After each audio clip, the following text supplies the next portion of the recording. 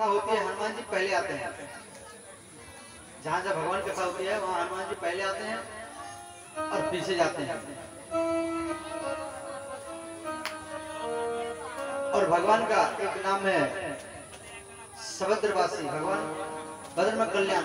भगवान कथा श्रवण करने से सबका कल्याण ही होता है और कल्याण किसी का नहीं होता है। तो भगवान श्री नारायण भगवान के नाभि से ब्रह्मा जी का उत्पत्ति हुआ और ब्रह्मा जी तपस्या किए। तो ब्रह्मा जी की तपस्या से नारायण भगवान इनको दर्शन दिए और नारायण भगवान बोले तपस्या के द्वारा सब कुछ किया जा सकता है।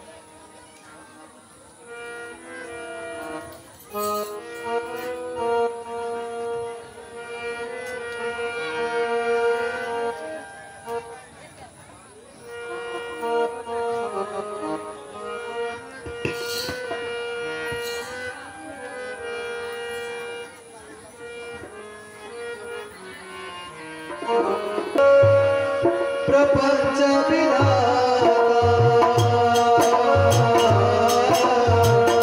तपबल में सकल गुण जाता। सिया राम सिया राम जय जय राम। सिया राम सिया राम जय जय राम। तपबल सांभो करहि संहारा। तपबल से सधरहि महिमारा। सिया राम जय जय राम। सिया राम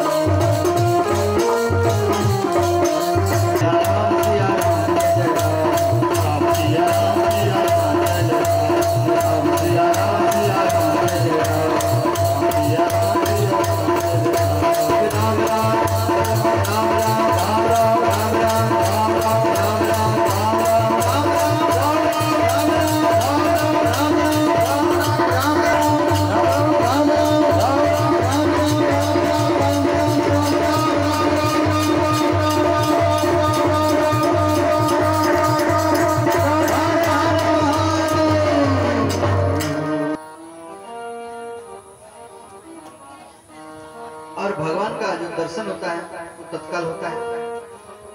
और कई व्यक्ति का सोचा है तो भगवान दिखाई नहीं देते हैं, भगवान मिलते नहीं है। बहुत दिन चला गया, हम पूजा पाठ करते रहते हैं और भगवान दिखाई नहीं देता है। देखो भगवान दिखाई देता है, भगवान का दर्शन भी होता है। तो भगवान का दर्शन जो होता है वो तत्काल होता है। कई व्यक्ति का सोचा है 10 साल हो गया, 20 साल हो गया, 50 साल हो गया, कब भगवान का दर्शन होगा? इस जन्म में नहीं, अगले जन्म में होगा।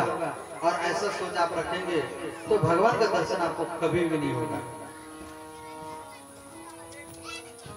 और भगवान आपको दर्शन देने के लिए कोई मंदिर से नहीं आएंगे, अयोध्या वृंदावन से नहीं आएंगे। भगवान आपको दर्शन देने के लिए आपके अंदर से ही प्रकट होंगे।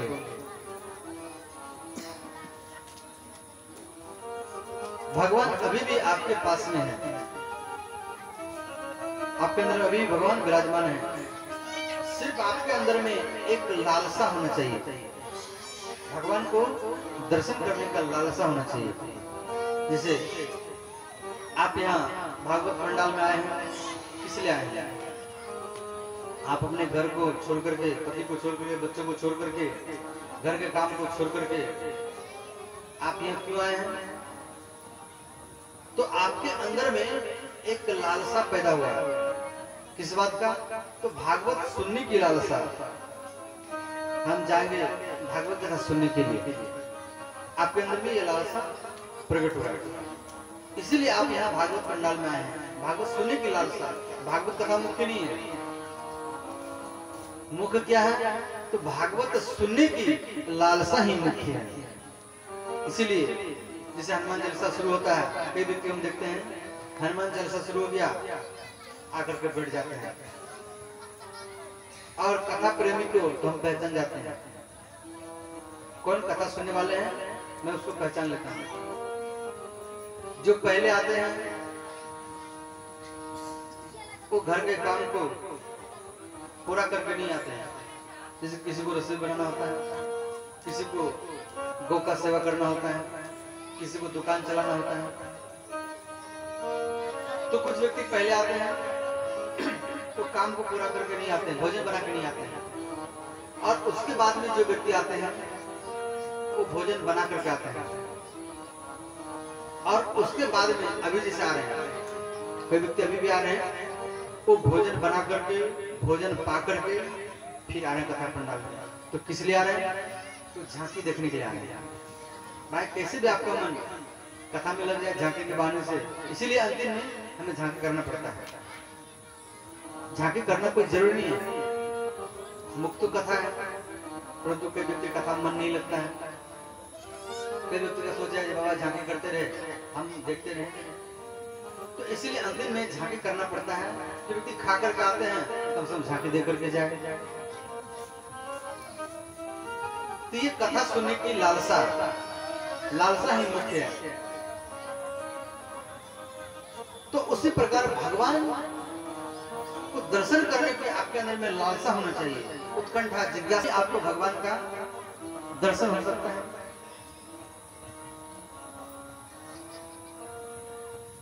तो इस प्रकार, और भगवान अभी भी आपके पास में है और भगवान से आप अलग हो नहीं सकते हैं। यहाँ कबीरदास जी कह रहे हैं, जे पानी बिन मीन, मीन माने मछली, पानी बिन मीन प्यासी रे। वो मछली जल में है और वो फिर भी जल को ढूंढ रहा है। उसी प्रकार भगवान को ढूंढते हैं, इसीलिए भगवान आपको नहीं मिलते हैं। जिस प्रकार मछली जल में है फिर भी वो जल को ढूंढ रहा है, जिस प्रकार वो मछली का हाल है, उसी प्रकार ये मनुष्यों का भी हाल है। और भगवान से आप अलग हो ही नहीं सकते हैं। आप जहां भी हैं 24 घंटा, जैसे भी हैं, देश में, विदेश में, घर में, जंगल में, रिश्तेदार में, जहां भी हैं, जैसे भी हैं, आप भगवान के हैं। आपका जन्म नहीं हुआ था, आप किसके थे? आप भगवान के थे। और आपका जन्म हो गया तो माता पिता आपको अपना पुत्र, बेटा बेटी मानते हैं और आप माता पिता मानते हैं। तो आपका माता पिता का जन्म नहीं हुआ था, आप किसके थे? आप किसी के नहीं हैं, केवल एक भगवान के हैं आप। ईश्वर तो भगवान दिखाई क्यों नहीं देते हैं? तो दूध के अंदर में घी है, ये बात सबको मालूम है। दूध के अंदर में घी है, दिखाई नहीं देता है। उसी प्रकार आपके अंदर में भगवान है, दिखाई नहीं देते हैं। तो घी कैसे दिखाई देता है? तो दूध को हम गर्म करते हैं, फिर दूध को मंथन करते हैं, फिर आपको घी दिखाई देता है। दीपक जब भी जलेगा तो घी के बत्ती से ही जलेगा, घी से ही दीपक जलेगा। दूध से दीपक जलाएंगे तो दीपक बुझ जाएगा।